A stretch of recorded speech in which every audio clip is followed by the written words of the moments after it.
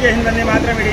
मैं किशोर बंसी। इस समय हम आर्य कॉलोनी के श्री राम मंदिर में हैं और यहाँ पर युवा पाटीदार संघ की तरफ से पूरी संस्था कम से कम 10-12 संस्थाओं के सौजन्य से यहाँ पर महारक्तदान शिविर का आयोजन किया गया और मंडल के प्रमुख कार्यकर्ता हमारे साथ में उपस्थित हैं।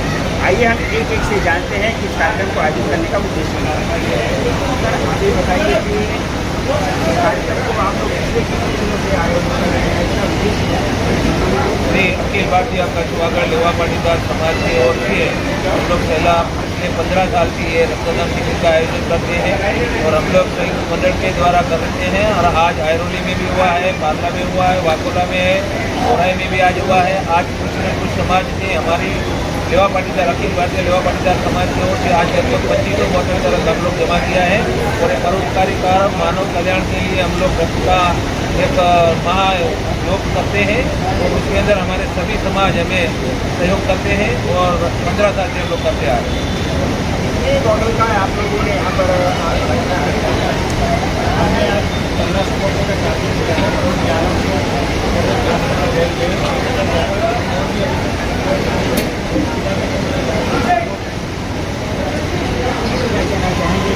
कार्यक्रम को और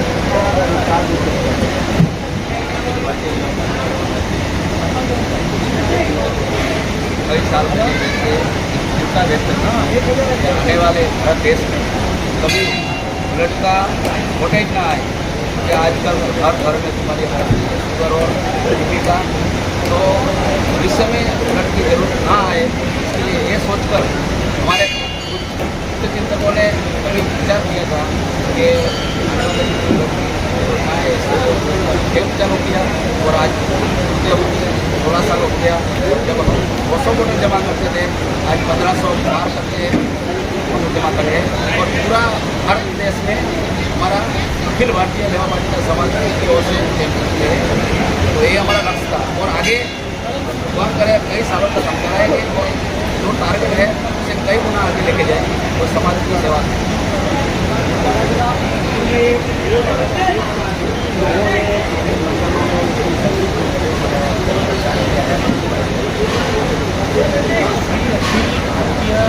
कछवागढ़ लेवा पाटीदार समाज ये हमारा भारत में हमारी समाज का एक बहुत बड़ा सशक्त शक्तिशाली संगठन है।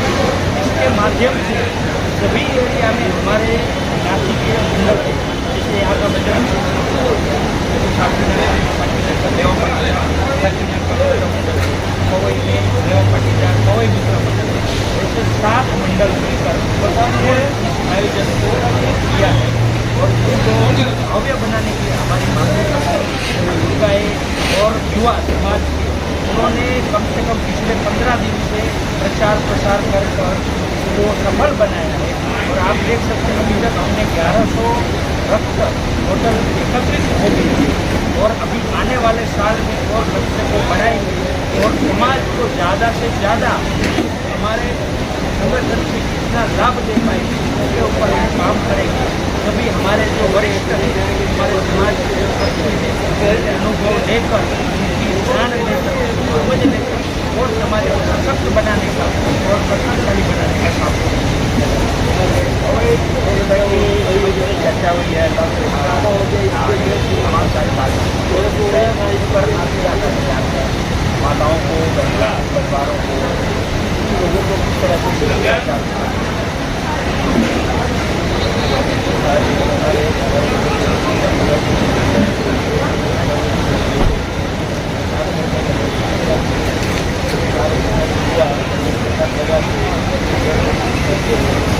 माध्यम से अनुभवी लोग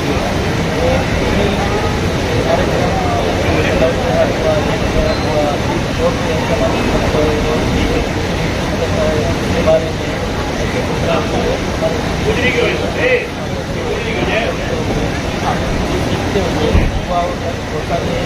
ये एक ऐसा माध्यम हो गया जो जन कल्याण का भी काम होता है, समाज कल्याण का भी काम होता है। इसको अपने एक बार को अपने क्या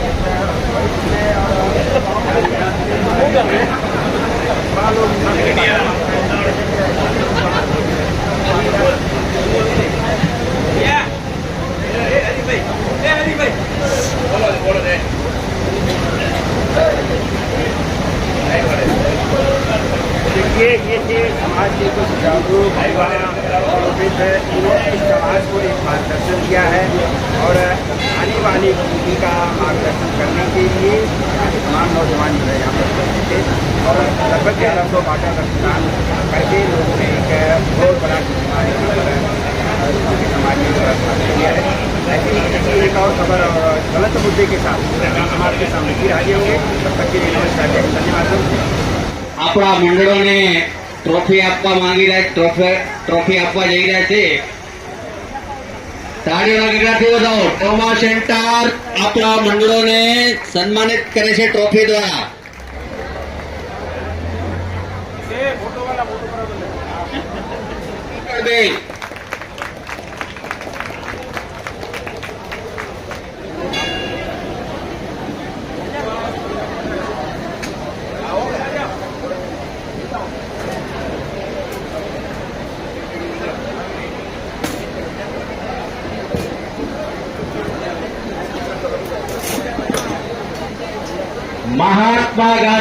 महात्मा गांधी ब्लड बैंक की टीम के ओर से अपना साथे मंडळનું એક મંડળ આપી અને સન્માન કરવામાં આવી રહ્યું છે। મહાત્મા ગાંધી બ્લડ બેંક તાળીઓથી વધાવી લો, આપણા સાતે મંડળને સન્માન આપી રહ્યા છે।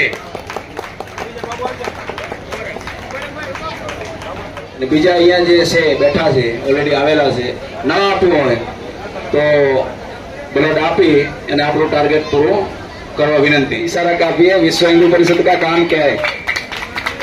समाज की सुरक्षा करना और लैंड जिहाद लव जिहाद से बचाना। लैंड जिहाद और लव जिहाद बहुत खतरनाक चीज है और राजेंद्र पवार को बताऊंगा, वो बताएंगे थोड़ा विस्तार से।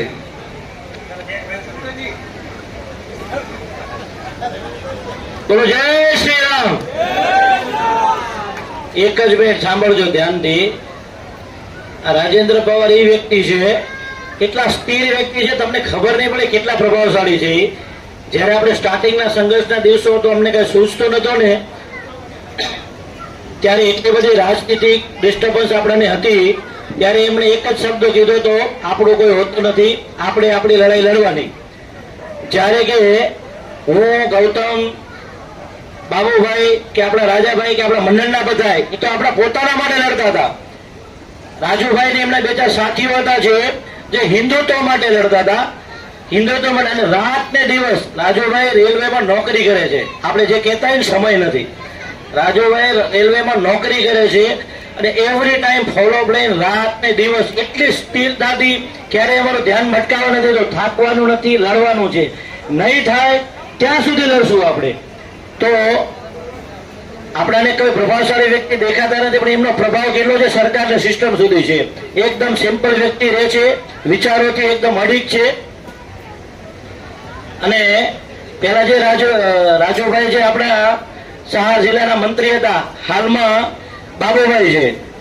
તો ખરેખર એમને એકવાર દિલથી એક હાથ બાકી ન રહ્યો જોઈએ, કારણ કે આપણા માટે એટલા લડ્યા છે એ વ્યક્તિ।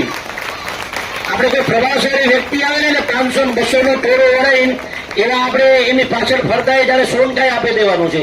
એ આવે ટોળો પતી જાય પછી કાંઈ નથી હોતો। આ એક વ્યક્તિ આવે, આપણને ખબર ન હોય આપણી પાછળ એમને કેટલી મહેનત કરી હોય।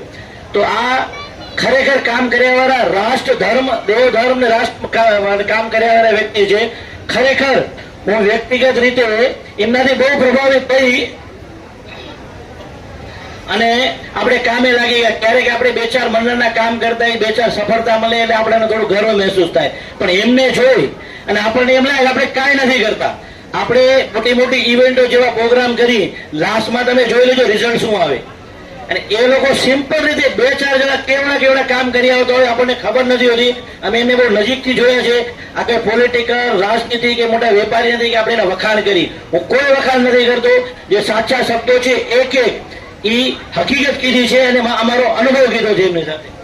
જય શ્રી રામ.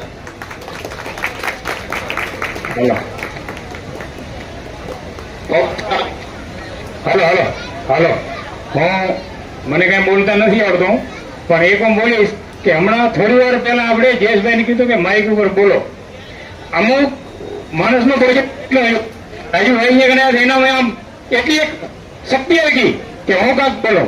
એટલે આવા માણસો જો મંચ ઉપર હોય ને તો માણસોને ઓટોમેટિક કાંઈક એવી કુદરતી શક્તિ આવી જાય. જયેશભાઈને હમણાં જ કીધું આપણે એટલે હું કહું છું કે હું માઇક ઉપર નથી બોલતો, એમને એમ બોલીશ. પણ અત્યારે કેટલું બધું બોલી ગયા આવડે ને તમે બધાને. જય શ્રી રામ. जय श्री राम। सभी यहाँ पर आए हुए सभी अपने हिंदू बांधव और भगिनी इनको प्रणाम करते हुए, जो ये हर साल यहाँ पर बहुत बड़ा एक गतिविधि अपनी हिंदू समाज की गतिविधि यहाँ पर हो रही है और इसमें सभी का सहभाग यानी सर्व साक्षी और सर्वस्पर्शी ऐसे हम कह सकते हैं कि हर एक यहाँ पर आकर जो राम जी के समय वो खारुतई का आपको मालूम है तो उन्होंने भी कुछ ना कुछ अपना योगदान दिया था, तो ऐसा ही योगदान यहाँ पर हो रहा है। और जो उन्होंने कहा कि मैं तो कुछ थोड़ा सा एक बिंदु सागर का करने का प्रयास करता हूँ कि भाई राष्ट्रभक्ति के साथ में देशभक्ति के साथ में अपने समाज को एक साथ लेकर चलना और एक बिंदु पर लेकर चलना, और हिंदू समाज यह जागरूक अवस्था में आया है और उसको जागरूक अवस्था में रखना है तो हमें कुछ ना कुछ गतिविधि यहाँ पर करनी पड़ेगी। तो एक धक्का और देना भी पड़ेगा, बाजू में बहुत सारे गतिविधि चल रही है तो उसके लिए भी एक धक्का देना पड़ेगा। तो आप सब तैयार रहना, हमारी भी तैयारी एक चालू है तो और एक धक्का जोर से देंगे, पूरा वो बाबरी जैसी उद्ध्वस्त किया वैसा वो भी उद्ध्वस्त कर देंगे, तो आपका वो सपना भी पूरा हो जाएगा, जल्द हो जाएगा। और जो आने वाले समय में बहुत अच्छे अच्छे काम अपने इस माध्यम से, इस हिंदू समाज के माध्यम से हो रहा है तो बहुत अच्छा है। और इसमें कुछ और जोड़ सकते हैं क्या, तो ऐसा कुछ हम इस जो हर बार ये ब्लड डोनेशन कैंप करते हैं तो उसके बारे में अभी कैंसर का भी बहुत सारी तकलीफ अपने समाज में आ रही है तो उसके लिए भी, और वो ज़्यादा तकलीफ अपने महिला में आ रही है तो थोड़ा सा वो भी हम इसके साथ में जोड़ देंगे। तो थोड़ा सा यहाँ की जांच करने की जो साल भर में हम एक बार जांच करेंगे तो मुझे लगता है कि वो कैंसर के पेशेंट के लिए भी हम थोड़ा सा एक कुछ प्रयोग करेंगे अगले साल में, तो मुझे लगता है कि वो भी एक उपयोगी है और थोड़ी सी जागरूकता लाएंगे उसमें। तो मुझे लगता है कि आने वाले समाज में, आने वाला हिंदू समाज ऐसा जागरूक अवस्था में रहेगा। और यही सभी अपने जब आयोजक है ये सभी मेरे मित्र हैं, हमने साथ में काम कर रहे हैं और आगे करते रहेंगे और जब भी आवश्यकता लगेगी तब हम सब एक साथ और एकजुट में हम यहाँ पर बहुत अच्छा काम करके दिखाएंगे। और यह इसका प्रयोग बार बार हो रहा है तो यह सब हम सब मिलकर कर रहे हैं, कोई अकेले का काम नहीं है, यह सब हमारा टीम वर्क है और यह सब टीम वर्क करेंगे तो मुझे लगता है कि अच्छा से अच्छा और काम यहाँ पर हो सकता है। और यहाँ पर अपनी गतिविधि जो हमारे सेवा काम है वो सेवा काम भी यहाँ पर शुरू हो जाएंगे। तो मुझे लगता है कि आने वाले समय में, अभी ये 16वां साल है तो 25 साल के अंदर हमारा एक सेवा कार्य भी यहाँ पर स्थायी सेवा कार्य हम शुरू कर देंगे। तो मुझे लगता है कि हमने जो भी अभी 25 साल में जो काम किया तो एक स्थायी सेवा कार्य ऐसा यहाँ पर शुरू कर देंगे तो समाज में उसकी आवश्यकता है और वो आवश्यकता पूर्ण करने की हम कोशिश करेंगे। यही मैं कहता हूँ। लव जिहाद के बारे में तो उन्होंने सब कहा है, तो लव जिहाद के बारे में संस्कारों की कमी है तो घर घर में संस्कार होने चाहिए।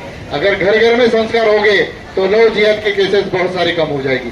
मगर वो संस्कार देने वाली माँ रहती है तो माँ ने संस्कार देने चाहिए, क्योंकि हम देख रहे हैं कि आज संस्कार के अभाव से हमारी लड़कियां जो बाहर जा रही है तो संस्कार न होते हुए बिंदी नहीं लगाती है या अपने कुछ वेस्टर्न टाइप के कपड़े पहनना जरूर है, मगर वो कहाँ पर पहनना है उसकी भी थोड़ी सी हमें सीमा परिभाषा हमें उनको बतानी है। तो लव जिहाद के केसेस कम करनी है तो संस्कार हमको बढ़ाने पड़ेंगे। आते समय हम संस्कार बढ़ाएंगे तो लव जिहाद के केसेस बहुत सारे कम हो जाएगी।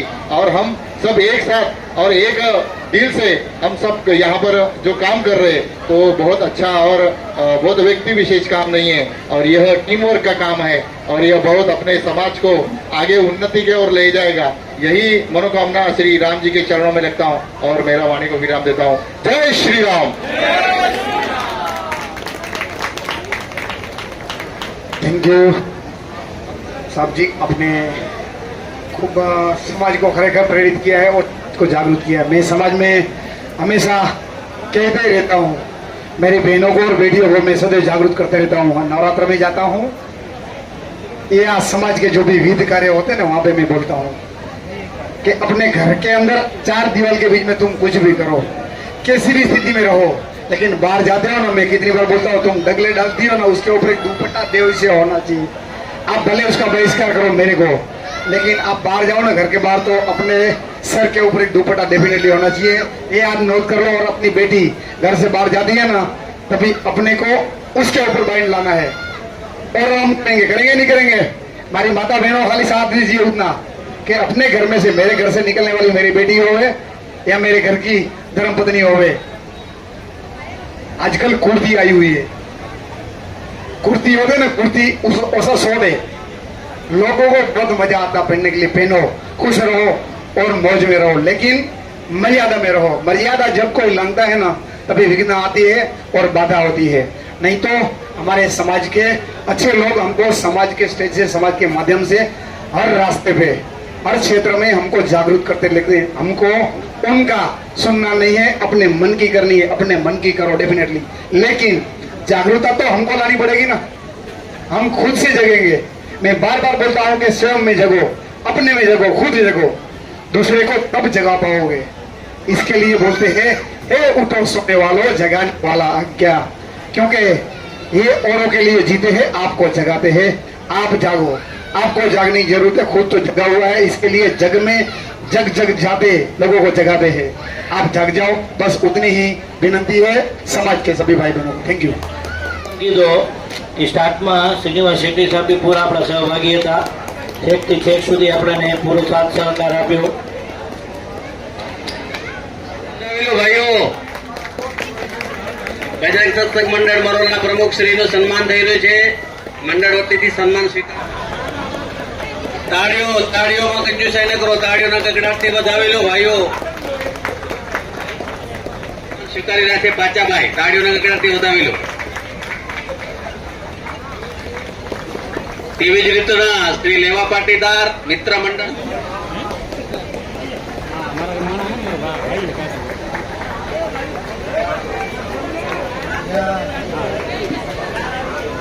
સ્વીકારી રહ્યા છે। તાળીઓના ગગડાટથી વધાવેલો। તેવી જ રીતના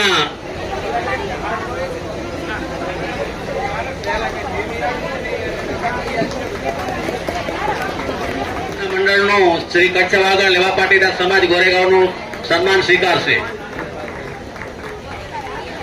ખૂબ ખૂબ ધન્યવાદ। जय जय श्री राम। श्री अखिल भारतीय लेवा पाटीदार समाज આજે વિવિધ મંડળો દ્વારા જે સહાર અંધેરીથી લઈને મલાડ સુધીના એવં 7 મંડળો દ્વારા આજે જે મહા રક્તદાન શિબિરનું આયોજન કરવામાં આવ્યું છે, એની અંદર આજે લગભગ 1011 બોટલ એકત્ર થઈ રહ્યા છે। આપ સર્વેને આનંદની વાત છે। અને આ વિવિધ મંડળો જ્યારે આપણી સાથે તન મન ધનથી જોડાતા હોય છે, ત્યારે આવા વિવિધ આપણે પરોપકારી કામો કરતા આવીએ છીએ। આવા પરોપકારી કામો કરવા માટે આપણે મંડળના એક એક વ્યક્તિનો, એક એક બેન યા ભાઈ, એક એક સદસ્યનો સંપૂર્ણ રીતે મંડળ ઋણી રહે છે। અને મંડળ કને તમામ સભ્યોને, બહેનો ભાઈઓનો એક જ અપેક્ષા હોય છે કે સમાજલક્ષી જ્યારે જ્યારે કામ હોય, કોઈ સ્કૂલ એડમિશન હોય, મેડિકલનું હોય, હોસ્પિટલના બિલો હોય, અન્યથા કોઈ જોડતા મુદ્દાઓ હોય। થોડીક વાર પહેલા એક ભાઈ હમણાં જાહેરાત કરી કે લવ જહાજ અને લેન્ડ જહાજ, તો લવ જહાજની અંદર બી આપણે ઘણા બધા મિત્રો આપણી સમાજને ઉપયોગતા થયા છે એવા 2-5 દાખલા અમને બી છે અને અમે એમની અંદર અનુભવ્યું બી છે અને ક્યાંક સપોર્ટ બી કર્યો છે. એટલે આપણી સમાજ માટે એક દુઃખની વાત છે. જ્યારે થોડીક વાર પહેલા કહેવામાં આવ્યું હતું કે માતાઓએ દીકરીઓ માટે ધ્યાન દેવું જોઈએ, તો એ વાત ચોક્કસ છે. દીકરીને માથી વધારે કોઈ સમજી ન શકે. દીકરો અગર સમજો કુસુમ તરીકે ક્યાંય વ્યવહારમાં ફસાણો હોય, જુગારમાં, દારૂમાં કે કુટેવોમાં, તો એ બાપથી વિશેષ બીજા કોઈને ધ્યાન ન હોય. એટલા માટે આપણે સર્વે સમાજમાં એ જાગૃતિ ચોક્કસ લઈ આવવાની જરૂર છે. એ જાગૃતિ આપણે લાવશું એટલે આપણી હરેક ખૂટતી ઘડીને આપણે પુરવાર કરી શકશું. આજે આર્થિક રૂપિયા આપણે ગમે એટલા કમાતા આવીએ, પણ માનસિક રૂપિયા આપણે કમાવામાં બહુ કાચા પડીએ છીએ. જે તે લારે આપણે દોરાઈ જતા હોઈએ છીએ. જે તે સમાજના વિધર્મીઓ આપણને સાઈડમાં દોરી જતા હોય છે, આપણી બેન દીકરીઓને સાઈડમાં દોરી જતા હોય છે. અને ત્યારે આપણા કને કોઈ અંક રહેતો નથી. ત્યારે દીકરીઓ એને કહેવાય કે ન કરવાના કૃત્ય કરી બેસે છે, કાં આપઘાત કરે છે, કાં ભાગી જાય છે. અને ત્યારે મા બાપને નીચું નાખવાનો થતો હોય છે. ત્યારે આવી કુટેવોથી આપણે જો બહાર આવવું હશે, એનાથી આગળ આપણે સમજી લો કે સારો અને સુષમ પરિવાર બનાવવો હશે, તો માવતરોએ પહેલું જાગવું પડશે, પાડોશીએ પહેલા જાગવાનો પડશે. પાડોશીની ત્યાંથી આપણને કાંઈ મેસેજ મળે તો આપણે એને તકડી કાઢીએ છીએ. તું મારા દીકરાનું આમ કરે, મારી દીકરીનું આમ કરે છે, મારે સગાઈનો પ્રસંગ છે. અરે સગાઈનો પ્રસંગ નહીં, જીવનો પ્રસંગ જાય છે. આવા કિસ્સો અમે જોયા છે. ત્યારે વિધર્મીઓ આપણી સાથે ખોટી રીતે એક દીમાં આપણી અંદર એન્ટર નથી કરતા. આપણી દીકરી સાથે એક દીમાં એ વ્યવહારમાં નથી આવતા. એની સાથે આપણી દીકરી એમના વિધર્મીની દીકરી સાથે જ્યારે વતનમાં આવે છે, જ્યારે ફ્રેન્ડ સર્કલમાં આવે છે, ત્યારે આપણા ઘરે એમની એન્ટ્રી થતી હોય છે. ત્યારે આપણી દીકરી 10 વાર એના ઘરે આપણે ઘરે આવી જાય એની દીકરી, ત્યારે આપણી દીકરી 2 વાર જાય છે. 2 વારમાં એને એટલી બધી મોહિત કરે છે, સારો મોબાઈલ લઈ દે, એનામાં એનો ખાતામાં પૈસા નખાવી દે, કેવા કેવા પ્રક્ષણો કરે છે. 1,00,000-2 લાખ રૂપિયામાં આપણે છેતરાઈ જતા આવીએ છીએ. અને એ છેતરપણી માવતરને લાચાર કરતી હોય છે. એટલે મારે વધારે પડતું તો ઘણું બધું કહેવાનું છે, કારણ કે આપણે અમારી ઉંમરને લગતા અમે ચોક્કસ કહી શકીએ છીએ કે અમે ક્યાંક ઉપયોગ થતા આવીએ છીએ, ક્યાંક અમારી ફરજ અમે અદા કરતા આવીએ છીએ. ત્યારે અમારે નીચું નાખવાનું થતું હોય છે, અમને ક્યાંક રોવાનું થતું હોય છે કે હાયરે માં આ સમાજ, આપણી સમાજ ક્યાંની ક્યાં ગઈ. રૂપિયા ખૂબ કમાણા આપણે, રૂપિયાની સાથે સંસ્કાર ગુમાયા છે. આ નિશ્ચિત વાત છે. ક્યાંક એમ કહેતા હોય કે આપણી દીકરી સમાજમાં તો ગઈ ને, પણ આપણે એમ કહીએ છીએ કે સમાજમાં ગઈ તો સોમાન સાથે જ આવી જોઈએ.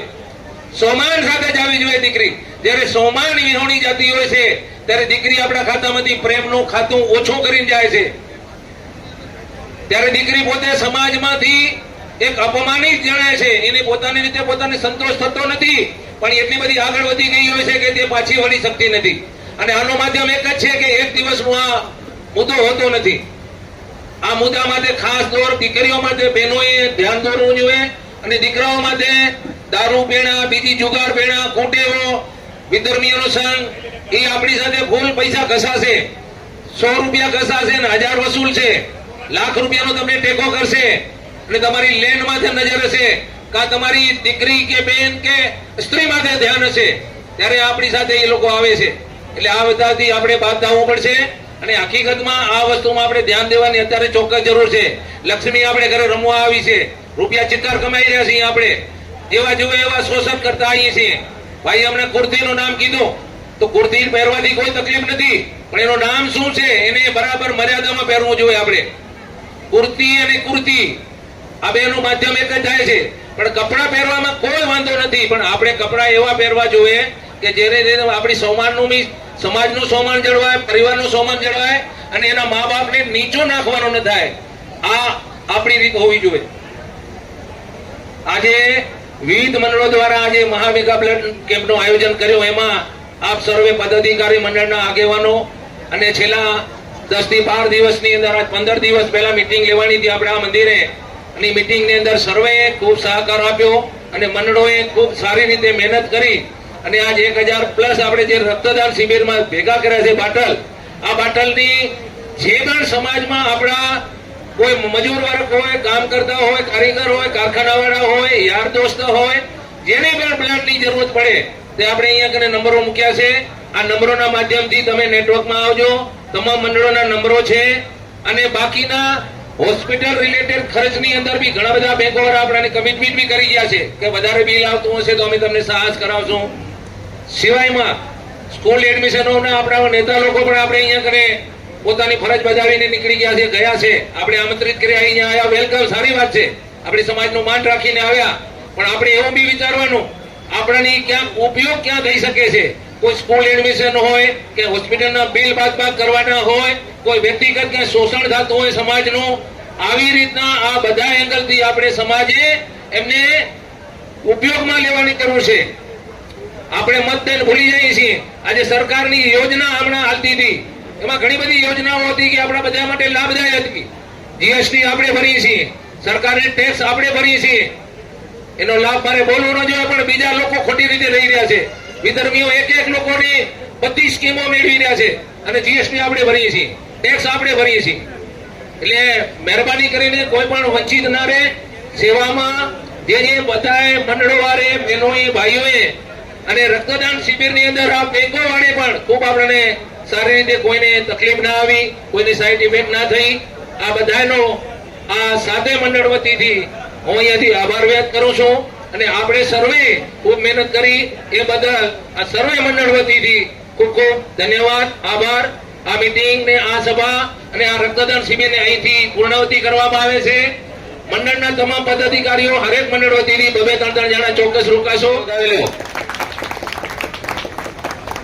જે ફ્રી ડેન્ટલ કેમ્પ હતો આપણે સમાજને જો 1400 જમવાની પ્લેટ થઈ અને 1050 થાળી થઈ, 1011 જય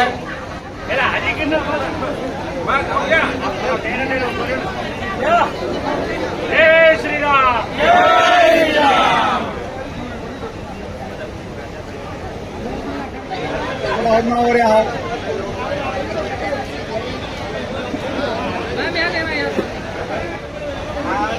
પાર્કિંગ વાળો આપણે આપી ગયો છે તો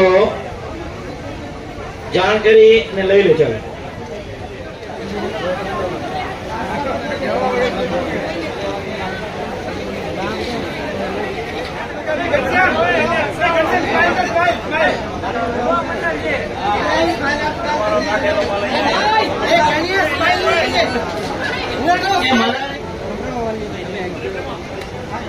જો કાર્યકર્તા કેને કહેવાય?